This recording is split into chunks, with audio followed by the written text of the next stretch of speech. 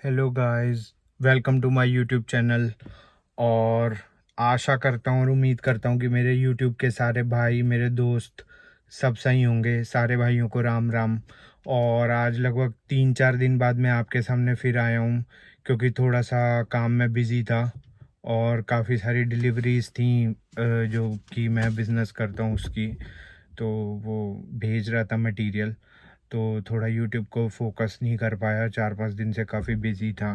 और मेरे पास काफ़ी ज़्यादा जो है, मेरे पास यूट्यूब में कमेंट आ रहे हैं। कमेंट बॉक्स तो आप भाइयों का ही है, और काफ़ी ज़्यादा कमेंट आ रहे हैं। सब लोग कह रहे हैं ऑटोमेटिक क्लाइमेट कंट्रोल के बारे में बताओ, क्या उसका इम्पोर्टेंस है और क्या यूज़ है। तो आज मैं आपके सामने आया हूँ और आपको ऑटोमेटिक क्लाइमेट कंट्रोल के बारे में ही बताने वाला हूँ। तो वीडियो में बने रहिए और पूरा ऑटोमेटिक क्लाइमेट कंट्रोल कैसे लूप में, मतलब क्लोज लूप में किस चीज़ के साथ है और कैसे काम करता है, उसका मैं पूरा डिटेल दूंगा। और कैसे उसे वाइसली यूज़ करना चाहिए। ऑटोमेटिक अगर क्लाइमेट कंट्रोल हो तो उसे अगर आप ऑटो पे यूज़ करेंगे तो गाड़ी की मैक्सिमम माइलेज अचीव कर पाएंगे। तो मेरे साथ बने रहिए और वीडियो को अंत तक देखिएगा।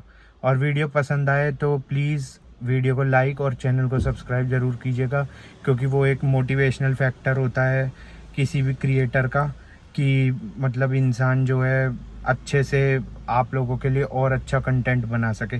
तो प्लीज़ लाइक और सब्सक्राइब ज़रूर करिएगा अगर आपको वीडियो पसंद आए तो, और कंटेंट इन्फॉर्मेटिव लगे तो फ्रेंड्स, देख सकते हैं ऑटोमेटिक क्लाइमेट कंट्रोल कुछ इस प्रकार होता है। सामने आप डिस्प्ले देख सकते हैं। ये हमारा इसमें एसी ऑन ऑफ करने का बटन है। ये फ्रेश एयर के लिए वेंटिलेशन का बटन है। फ्रेश एयर के लिए वेंटिलेशन का बटन है। ये अपना फ्रंट डिफॉगर का बटन है। ये रियर डिफॉगर का बटन है। ये फैन की स्पीड तेज कम करने का बटन है। ये कूलिंग को घटाने का और बढ़ाने का बटन है। बढ़ाएंगे तो टेम्परेचर बढ़ेगा, घटाएंगे तो घटेगा। उससे क्या होगा, जितना घटाएंगे उतनी ज़्यादा कूलिंग होगी, जितना बढ़ाएंगे उतना मॉडरेट टेम्परेचर आ जाएगा। सर्दियों में यूज़ कर रहे हैं तो 25+ से ऊपर जाएंगे। और एसी नहीं ऑन करते तो प्योरली हीटर चल जाएगा। एसी ऑन करेंगे तो वो मतलब कंट्रोल करके रखेगा, मतलब ना गाड़ी में गर्मी होगी ना ठंड होगी। मतलब जैसे कोजी कोजी सा माहौल होता है उस टाइप का इससे बन जाएगा, अगर एसी ऑन करके रहते हैं और 28 तक टेम्परेचर रखते हैं तो। अब ये मेरे बहुत सारे भाई शहर के लोग जानते होंगे, मे भी बहुत सारे लोग टेक्निकल होंगे, बहुत सारे नहीं भी होंगे। पर इसके बारे में मैं यही बताना चाहता हूँ कि सबसे पहले तो इसके अंदर ये एसी का बटन है। सारे सारे बटन मैंने आपको समझा दिया। बीच में एक बटन है जो कि सबसे बड़ा खेल है, और वो ये ऑटो का बटन। जैसे ही आप ऑटो का बटन प्रेस करेंगे अपनी कार को स्टार्ट करने के बाद, ये देखिए, ये कुछ 24 पे मैं मैक्स 24 to 27 पे मैं, मेरा बॉडी टेम्परेचर जो है, जो मेरी बॉडी को सूट करता है, वो 24 से 28 की रेंज है। मैं उसी के बीच में रखता हूँ।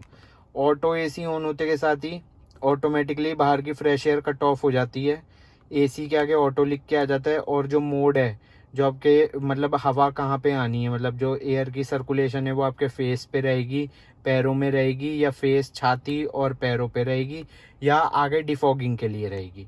तो ऑटो पे चलते के साथ ही ये अपने आप ही इस चीज़ को एडजस्ट कर लेता है टेम्परेचर के अकॉर्डिंग कि कहाँ पे क्या चीज़ रखनी है। जैसे जैसे आप टेम्परेचर बढ़ाते जाएंगे, देखें मैंने 25 कर दिया, 25.5, 26, 26 होते के साथ ही आपने देखा होगा ऑटोमेटिक एसी में यहाँ पे मेरे पैरों पे भी हवा आ चुकी है, और एक हवा मेरे मुंह पे भी आ रही है। तो मतलब एयर का सर्कुलेशन इसने चेंज कर दिया है, और जो एयर है वो मेरे मुंह पे भी आ रही है और पैरों में भी आ रही है। इसको अगर हम बढ़ाते जाएंगे और देखते हैं क्या होता है। अभी देखिए 27.5 पे मुंह पे से हट गई, मतलब कि इसने जो इसके मॉड्यूल है, इसकी मॉड्यूल एग्जैक्टली इसके पीछे ही माउंटेड होती है। ये मॉड्यूल है, उसने ये डिटेक्ट कर लिया है कि जो टेम्परेचर है जो ह्यूमंस के लिए इतना हाई टेम्परेचर ठीक नहीं है, 27+। तो इसको हटा के फेस पे से ये नीचे पैरों की तरफ कर दिया है। अब आप इसे जितना भी बढ़ाइए ये पैरों की तरफ ही रहेगा। मैक्सिमम इसमें हाई टेम्परेचर ही आता है और वो पैरों की तरफ ही रहता है। तो ये तो हो गई कुछ टेम्परेचर की बात ऑटोमेटिक में। आप इसे अगर अच्छी माइलेज अचीव करना चाहते हैं तो वो भी मैं एंड तक बने रहिए, मैं बताऊंगा कितने में आपको चलाना है। और बताऊंगा कि किस चीज़ से क्लोज लूप में रहता है। ये 24 पे हो गया। अब दूसरी चीज़ इसके अंदर क्या है, एक दूसरा सेंसर है जो कि प्लेस्ड है यहाँ डैशबोर्ड के ऊपर। आप देख सकते हैं आगे ये ब्लैक कलर का सेंसर आपको दिख रहा होगा। को ये ब्लैक कलर का सेंसर दिखाया। अभी और ऑटोमेटिक क्लाइमेट कंट्रोल के बारे में बताऊंगा, लेकिन जितना मैंने अभी बताया उसके बारे में एक्सप्लेन कर दूं। ये ब्लैक कलर का सेंसर सीधा फैन का रियोस्टेट है, फैन को कंट्रोल करता है। फैन को कंट्रोल कैसे करता है, जितनी ज़्यादा लाइट पड़ेगी, मतलब सनलाइट आएगी, उतनी ज़्यादा फैन की स्पीड ऑटोमेटिकली बढ़ाता जाएगा और कूलिंग उसी के वेरिएशन में बढ़ती जाएगी। अब बहुत सारे लोग कह रहे होंगे कि मिड मॉडल में या फिर हाई मॉडल में इसमें जो है टेम्परेचर का डिस्प्ले नहीं है, मिड मॉडल में या हाई में। तो उसके लिए मैं बता दूं कि टेम्परेचर का डिस्प्ले क्लोज लूप में इसमें मीटर क्लस्टर पे नहीं लिया गया है, बट बिना टेम्परेचर के automatic climate control temperature sensor के चलाना असंभव है। उसके लिए भी मतलब आप मोस्टली गाड़ियों में आगे फ्रंट ग्रिल पे माउंट होता है, बट इसमें अर्बन क्रूजर में ये फ्रंट ग्रिल पे ना माउंट होके लेफ्ट साइड के फेंडर के अंदर माउंट हुआ है। मतलब अगर आपका कभी आपको ऐसा मौका मिले कि आप लेफ्ट साइड का फेंडर खुलवाएं तो वहां पे आप देख सकते हैं इस मॉडल में वहां पे माउंट हुआ है।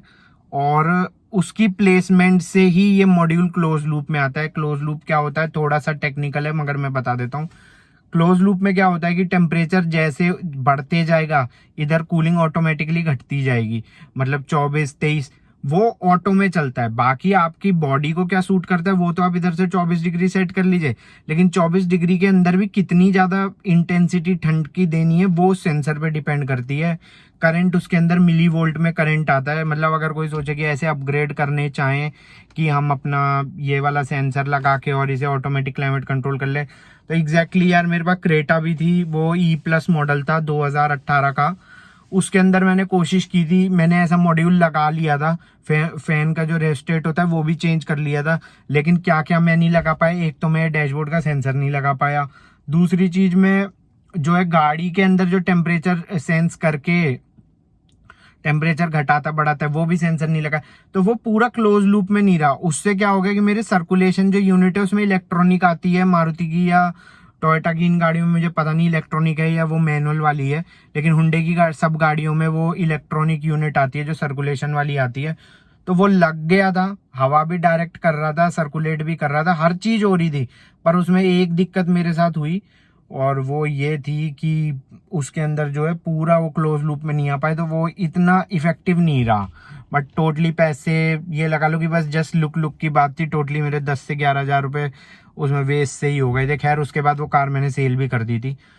तो यही मैं बताना चाह रहा हूँ, एक सेंसर है डैशबोर्ड पे, दूसरा सेंसर जो है वहां पे बाहर है जो कि एम्बिएंट सेंसर को डिटेक्ट करता है। बहुत सारी गाड़ियों में उसका डिस्प्ले मीटर क्लस्टर में रहता है, बट इस मॉडल में इस वाले वेरिएंट में नहीं है मीटर पे, बट सेंसर मौजूद है। तो ये मैंने अभी तक जितने बटन दिखाए हैं उसके बारे में मैंने बता दिया। अब मैं आगे और बताता हूँ आपको। एक तो ये हो गई ऑटो की बात, उसके अंदर आपको जस्ट कुछ नहीं करना, सिर्फ आपको अपना टेम्परेचर बढ़ाना है और घटाना है, बाकी सब कुछ ऑटोमेटिकली होता रहेगा। ये तो हो गया इसका ये सिस्टम।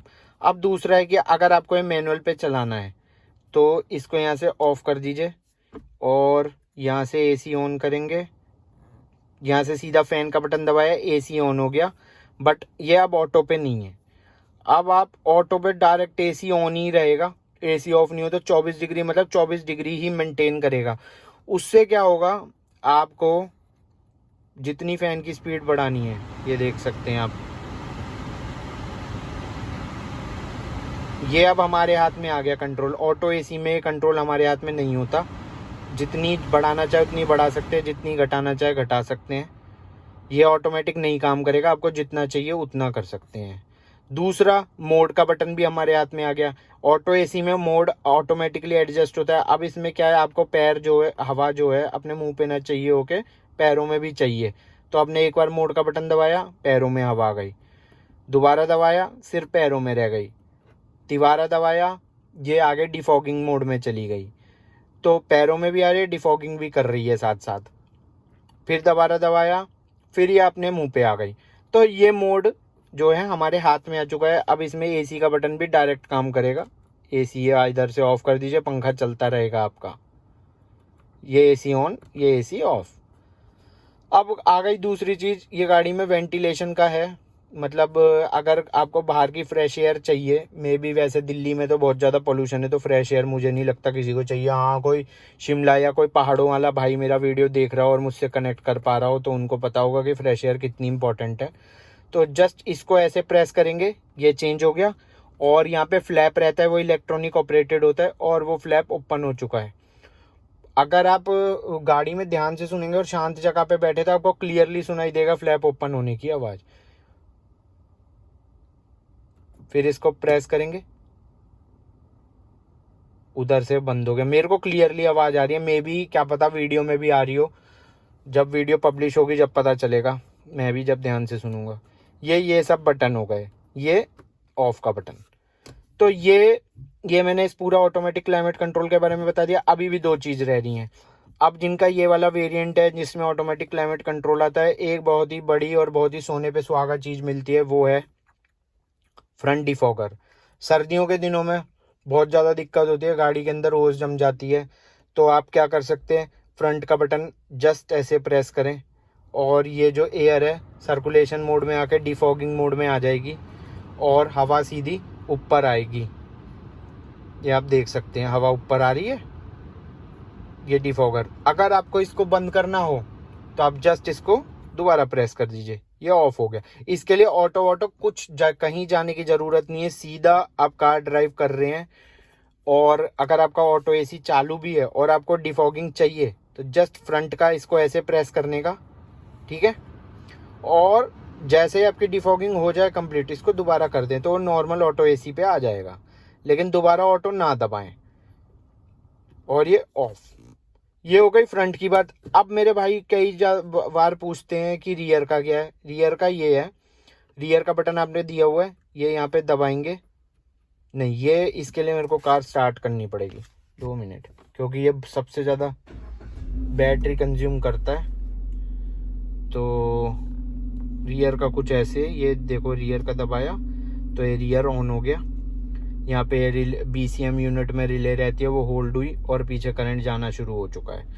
और अगर आपके फॉग वगैरह है शीशे के ऊपर, वो नहीं है कोई भी ओस वगैरह, तो इसको ना यूज़ करें, क्योंकि एक तो ये बहुत ज़्यादा हाई करंट यूज़ करता है और थोड़ा बहुत शीशे को कमज़ोर भी करता है। कमज़ोर इस तरीके से, मतलब एग्जैक्टली मैं कमज़ोर नहीं कह सकता, बट शीशा गर्म हो जाता है, इतना ज़्यादा नहीं करना चाहिए। और आपको मैं दिखाता हूँ कि पीछे वो होनी भी शुरू हो गई है डिफॉगिंग।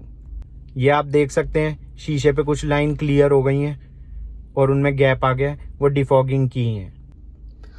तो ये मैं आपको रियर का भी बता चुका हूँ। तो पूरा ऑटोमेटिक क्लाइमेट कंट्रोल मेरी समझ के हिसाब से मैं एक्सप्लेन कर चुका हूँ, ये भी बता चुका हूँ आपको। बाकी मैं और बता, तो मेरे दोस्तों, मेरे भाइयों, जहाँ तक मैं जो भी बता सकता था वो मैंने आपको वीडियो के ज़रिए समझाने की कोशिश की है। ऑटोमेटिक क्लाइमेट कंट्रोल BCM से डायरेक्टली जो है वोल्टेज विड्रॉ करता है और ऑपरेट होता है। करंट इसके अंदर कोई डायरेक्ट 12 वोल्ट का करंट नहीं चलता, इसमें मिली वोल्ट का करंट चलता है। मिली वोल्ट करंट से ही सारी सिग्नलिंग होती है, क्योंकि टेम्परेचर की जितनी भी फीडबैक होती हैं सारी मिली वोल्ट में होती हैं। मतलब 0.5, 0.6, 5 ऑफ 6 ऑन। तो ये थोड़ा सा, मैं डिजिटल भी इलेक्ट्रॉनिक्स पढ़ी हुई है तो मैं थोड़ा बहुत उसका भी बता देता हूँ।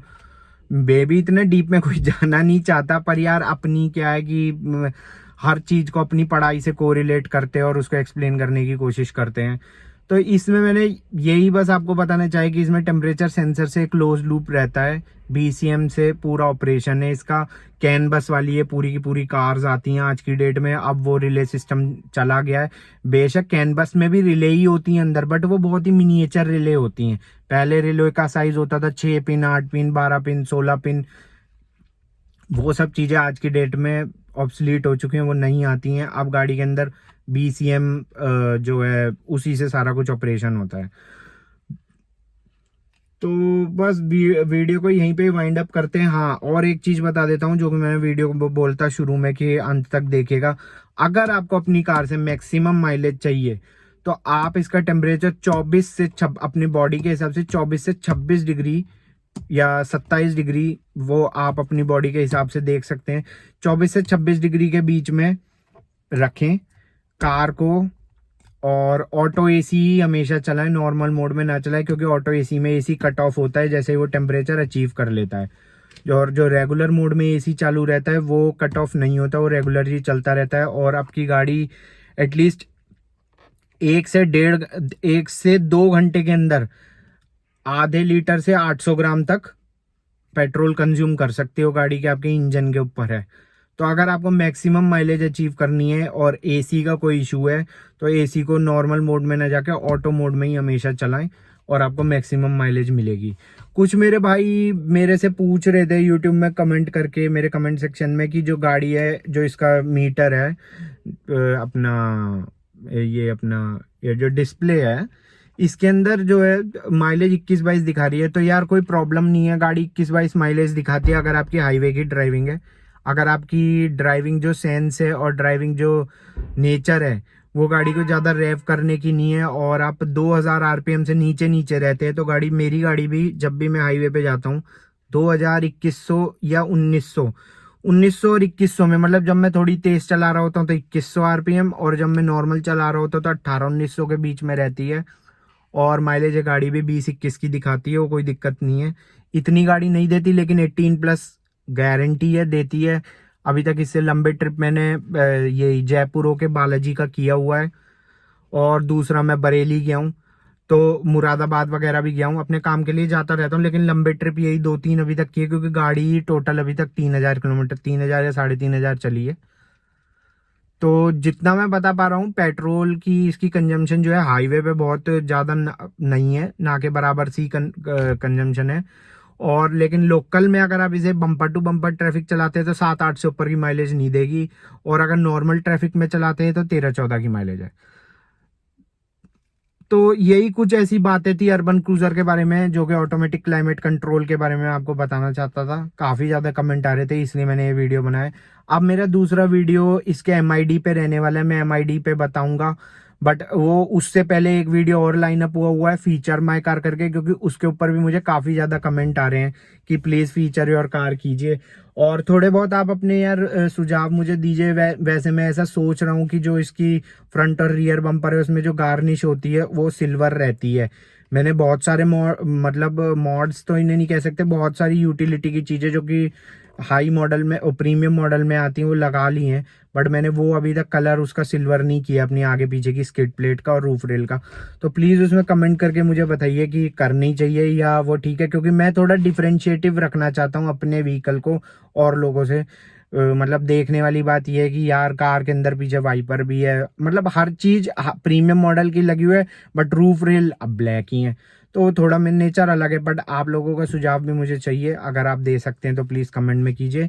टिल देन इसी वीडियो को यहीं पे समाप्त करते हैं। बाय बाय, टेक केयर, नमस्कार, जय हिंद, वंदे मातरम।